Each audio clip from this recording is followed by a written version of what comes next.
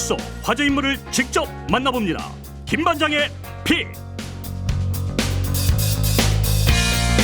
민주당 이재명 대표가 다음 주 월요일 당무에 복귀합니다. 내일은 법원 재판을 받기 위해 출석할 예정인데요. 구속의 고비는 넘겼지만 재판 리스크라는 시험대에 섰습니다. 앞으로 일주일에 2, 3회 법정에 가야 할 수도 있는 상황입니다. 국회 법사위 국감에서도 이를 두고 날선 공방이 벌어졌습니다. 법사위 소속인 더불어민주당 김영배 의원이 전화로 연결돼 있습니다. 의원님 안녕하십니까? 네, 안녕하세요. 김영배입니다. 네. 먼저 법사위 국감에서 오갔던 발언들 저희가 음성으로 좀 준비를 해봤는데요. 요거 듣고 네. 이야기 나눠보겠습니다. 가져왔다가 기각이 되니까 지금 다시 수원으로 내려보냈거든요. 역대급 꼼수 아닙니까? 이게 하나 가지고 자신이 없으니까 이것저것 갖다 붙여가지고 그럴듯하게 포장해서 뭔가 의원님, 상당히 부풀려서 이렇게 시도를 제가 해본 거 아닌가요? 제 판단으로는 모두 중대사안이고 구속사안이라고 생각합니다. 그러면 그 세 건을 의원님 말씀처럼 건건이 별도로 구속영장을 청구했어야 합니까? 네, 지금 법사위 국감 일부분을 들어봤는데 잠깐 들어도 이 날선 긴장감이 느껴집니다. 그 역대급 꼼수라는 의원님 지적에 대해서 송경호 서울중앙지검장이 반박을 했는데 이 부분 당시에 어떻게 느끼셨습니까? 참 약간 검찰 입장에서는 약간 구차하다 이런 생각이 들었거든요. 예. 왜냐하면 이게 이제 낙선한 대선 후보에 대해서 특히 제1야당의 대표에 대해서 1년 반 동안 300번이 넘는 압수수색을 하고 50명이 넘는 검사가 1년 반 수사를 했는데도 지금 영장이 법원에서 기각이 됐단 말입니다. 그것도 특히 백현동 사건 같은 경우는 직접 증거가 없다 이렇게 하면서 기각이 됐고요. 예. 그다음에 대북 송금 사건 같은 경우는 심지어는 다툼의 여지가 있다. 즉 이거는 이제 상당히 서로 주장이 팽팽하다. 이렇게 된 이게 검찰이 제대로 된 수사를 한 것인지 의문이 될 정도란 말이에요. 그렇기 때문에 이 문제는 아무리 봐도 이 보통 이제 검찰이 수사를 할 때는 명확한 하나의 범죄 혐의를 가지고 명확한 증거를 제시하면서 뭐 구속해달라 이렇게 하는 게 통상의 예였고요. 예. 그렇게 보자면은 이건 아무리 봐도 검찰이 수사에 자신이 없으니까 이렇게 부풀려서 영장 청구한 거 아닌가라고 하는 의심을 국민적으로도 지울 수 없다. 이제 그렇게 보는 것이죠. 네. 검찰은 말씀해 주신 대로 이제 증거를 얘기하는 게 보통 통상 수순이었는데 이렇게 네. 상당히 오랜 시간 많은 인력을 투입했는데도 영장이 기각된 건 어떻게 보세요? 그러니까 이게 이제 참 그 정치 탄압이다라고 하는 걸 그대로 반증해주지 않느냐 싶어요. 심지어는 홍준표 대구시장이 옛날에 검찰 생활을 했지 않습니까? 예. 그래서 이렇게 대형 사건의 경우는 아무리 오래 끌어도 2달, 3달을 넘지 않고 그리고 증거로 명확하게 이렇게 보여주는 게 통상적인 것인데 실력이 없는 건지 의지가 없는 건지 한심하다 이렇게 이야기할 정도니까요. 이거는 이제 영장 판사께서 보면은 직접 증거가 없다라고 딱 영장에 이렇게 적시해서 그 심사 결과를 말씀하신 걸 보면 네. 이거는 좀 상당히 그동안 검찰이 무리해서 이 정치 수사를 해왔다는 비판으로부터 절대 자유로울 수 없는 결과 아닌가 싶습니다. 네. 근데 뭐 한동훈 법무부 장관도 그렇고 여당에서는 영장 기각이 무죄는 아니다. 그리고 재판에서 유죄가 나오면 그때도 뇌피셜이라는 말을 쓸 수 있겠느냐 이런 반박을 하고 있습니다. 어떤 답변 주시겠습니까?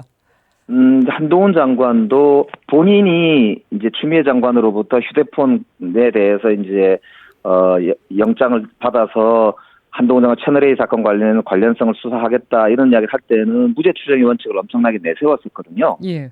근데 이재명 대표에 대해서는 일관되게 언론을 만날 때마다 범죄자로 낙인을 찍고 큰 범죄 혐의가 있는 것처럼 이야기를 해와서 자신만만해 했었단 말씀이죠. 심지어는 국회로 와가지고 영장 청구에 대한 이유를 설명을 할 때는 뭐 140페이지까지를 가져와서 읽으려고 했을 정도니까요. 그런데 예. 그 결과는 초라하지 않습니까? 그러니까 이런 걸 봤을 때는 이거는 아무리 봐도 결과를 정해놓고 즉 범죄자로 유죄로 확정을 지어놓고 사실상 몰아간 거 아니냐. 토끼몰이식 이제 수사를 했다. 그래서 이제 뇌피셜이라는 말을 이제 쓸 수밖에 없는 거 아닌가 이제 어. 그런 것이죠. 네. 법원이 이재명 대표의 위증교사 혐의 사건을 대장동 동 성남 FC 건을 다루는 재판부에 배당을 했습니다. 네네. 그러니까 여당 법사위원들이 이걸 두고 재판 지연에 편들어주는 거냐고 또 반박을 했는데 이 사안은 어떻게 보십니까? 그러니까 이게 이제 법사위원들이 법원의 판단을 즉 삼권 분립에서 이제 입법, 행정, 사법인데요. 사법부가 한 결정에 대해서 연속적으로 이렇게 계속 비판을 하는 것은 참 문제가 있거든요. 특히 여당이 말입니다. 근데 네. 이게 이제 일반인들의 경우에도 보면요. 일반인 한 사람이 재판을 받을 때 여러 건 혐의가 이제 해서 기소가 여러 건이 될 경우는 그 사람의 인권 보장을 위해서라도 방어권 보장을 위해서라도 이 병합을 하는 게 일반적이라고 합니다. 네. 그렇기 때문에 공당의 대표이기도 한 이재명 대표가 이제 이 재판을 여러 건을 받기 때문에 일반적인 통상적인 그런 이제 병합이다 이렇게 보는 게 맞을 것 같고요. 특히나 법원에서 하는 게 무슨 이렇게 누구를 봐주기 위해서 하겠습니까? 네. 그래서 저는 법원의 결정에 대해서 이러쿵저러쿵 이렇게 말하는 것 자체가 그 자체가 너무 정치적이다. 법원을 정치적으로 공격한다. 이렇게 볼 수밖에 없지 않을까 싶네요. 네. 국민의힘에서는 1심 판결이 늦어지는 거 아니냐 이런 우려를 하고 있는 것 같습니다. 그러니까 그거는 이제 영장도 기각되고 정치적으로 너무 검찰공화국 아니냐 이렇게 몰리니까 지금 뭐 방어용으로 이런 이야기 저런 이야기 막 끌어대다 하시는 것 같은데요. 예. 이제 진실은 진실대로 규명이 될 거라고 저는 보고요. 우리나라 사법정의가 그래도 살아있는 거 아닌가라고 보자면 특히 여당이라면 저는 차분하게 기다리는 게 정도다 이렇게 생각합니다. 네, 삼권 분립을 강조해 주셨고 이재명 대표가 다음 주 월요일에 이제 당무에 복귀할 예정입니다. 첫 네. 일정이 뭐가 될까 지금 궁금해하시는 분들 많은데 어떻게 전망하세요? 지금 이재명 대표가 뭐 거의 2달 가까이 이제 자리를 비운 셈인데요. 지금이야말로 민생에 집중할 때다라고 저는 보고요. 아마 네. 이재명 대표도 그 점 잘 알고 있다고 보고 있습니다. 특히 이제 지금 국제 유가도 문제가 되고 국제 자원 시장이 너무 이제 불안정하고요. 저희 금리도 지금은 상당히 문제가 있고 수출도 문제가 있지 않습니까? 예. 윤석열 대통령이 오직 야당 탄압이나 이런 데만 몰두하다 보니까 이게 이제 민생을 너무 안 챙긴다 이런 이제 국민적 비판이 많지 않습니까? 야당이라도 지금부터 정기국회이기 때문에 지금부터라도 저희들이 민생에 올인할 때다 이렇게 보고 있고 이재명 대표가 아마 일성이 아마 민생이고 중점 대책도 민생 대책을 여러 개를 갖고 나올 것으로 그렇게 보고 있습니다. 네, 민생에 초점이 맞춰질 거라고 전망을 해주셨고 지금 국민의힘 상황이 워낙 안 좋아서 민주당 갈등이 부각되진 않고 있습니다만 민주당 내부 상황 이거 통합이냐 갈등이냐 이것도 기로에 놓였다는 분석이 많습니다. 당내 상황은 어떻게 보고 계세요? 이제 박찬대 최고위원이 오늘 아침인가요 인터뷰를 한 걸 보면 이재명 대표가 명확하게 메시지를 전해왔는데 그게 통합을 해야 된다. 지금 누구를 징계하거나 할 때가 아니다. 그 상황을 좀 더 지켜보되 큰 틀에서 함께 가야 한다. 이렇게 메시지를 전했다고 해요. 그래서 예. 저는 뭐 이재명 대표가 누구보다도 이제 정치적 감각도 뛰어난 사람이라서 지금 대한민국에서 민주당이 어느 길로 가야 하는지는 잘 알고 있다고 보고요. 네. 통합을 통해서 국민들과 함께 손잡고 정말 민생을 지키고 대한민국의 근간이 흔들리는 것을 막아내는 방파제 역할을 민주당이 해야 된다 이렇게 생각하고요. 이재명 대표가 저는 그래서 잘 이끌어갈 것으로 그렇게 생각합니다. 그런데 체포동의안에 가결표 던졌던 의원들 징계를 놓고 친명계 사이에서도 의견은 갈리고 있더라고요. 이 부분은 어떻게 보십니까? 네, 이제 당에서는 늘 뭐 이제 여러 의견이 공존하는데요. 특히나 조금 강경파라는 분들도 아직 뭐 그런 주장을 뭐 강하게 하는 분들이 있습니다. 예. 그리고 어떤 정당이든지 간에 의견은 뭐 다를 수 있고요. 국민의힘도 보면은 지금 여러 갈래 정치적 견해들이 부딪히고 있지 않습니까? 네. 마찬가지인데요. 중요한 것은 결국 이런 것을 용광로처럼 하나로 모아내고 함께 앞으로 나아가게 하는 지도력이 중요하거든요. 그렇기 때문에 저는 이럴 때일수록 우리가 당내 지도력이 잘 발휘돼야 된다 이렇게 보고 있고 그런 면에서는 이재명 대표가 복귀하는 시점 다음 주 월요일이니까 다음 주가 매우 중요할 걸로 보는데 저는 화합 통합, 그걸 기초로 혁신으로 나아가는 그런 이제 계기가 마련이 되지 않을까 그런 기대를 가지고 있습니다. 네, 이거는 뭐 국감 관련된 사안이기도 합니다만 이재명 대표의 아내 김혜경 씨에 대해서 불거졌던 법인카드 유용 의혹. 네네. 이 제보자가 기자회견한 건 어떻게 보셨어요?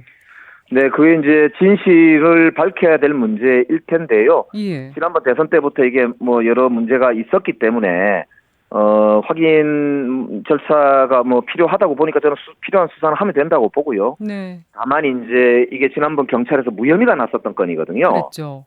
예, 그렇기 때문에 이걸 다시 재탕 삼탕한다고 해서 뭐가 있겠느냐 이런 생각은 들고 특히나 저 기자회견한 시점 자체가 이재명 대표의 영장이 기각되면서 윤석열 정부의 검찰공화국의 면모, 본 모습 이런 게 국민들한테 드러나니까 급하게 지금 잡은 것 같은 느낌도 있거든요. 그렇기 네. 때문에 저는 뭐 진실은 있는 대로 밝히면 된다 그렇게 생각합니다. 네, 국민의힘에서는 국감에 나올 수 있도록 하려고 하는 것 같은데. 그러니까 그게 이제 처음에 서로 이제 국감 할 때 증인 채택을 할 때는 서로가 어떤 사유로 무슨 건에 대해서 하자는 합의를 보는데 그걸 국민의힘에서 숨긴 거거든요, 이게 지금. 예. 그러다 보니까 정쟁적인 요소는 증인 채택을 하지 않기로 애초에 약속했던 걸 어긴 셈이에요. 예. 그러다 보니까 이 부분은 상임위에서 다시 협의가 된 것으로 보시면 되고요. 국정감사장이라는 게 이제 자기 주장을 할 수 있지만 이렇게 일방적으로 자기 필요에 따라서 정쟁을 계속 이렇게 유도하는 거는 저는 바람직스럽지 않다 이렇게 말씀드립니다. 네. 용산 대통령실로 한번 시선을 옮겨보겠습니다. 이념을 강조해왔던 윤석열 대통령이 최근에 네네. 좀 메시지가 달라졌다는 평가가 나오고 있습니다. 네네. 이제는 국민이 늘 무조건 옳다. 어떤 비판에도 변명을 해서는 안 된다. 반성하겠다는 말까지 했거든요.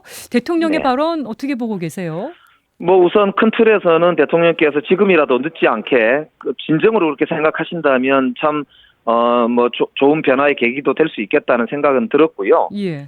특히 여당이 지금 오직 권력자만, 즉 윤석열 대통령만 바라보면서 이제 정쟁, 권력 다툼, 자기 자리 싸움 이런 거에만 몰두해 있는 상태 아닙니까? 그러니까 그런 점에서 보면은 윤석열 대통령의 말도 여당에게도 굉장히 저는 중요한 변화의 이제 촉발제가 되었으면 좋겠고, 네.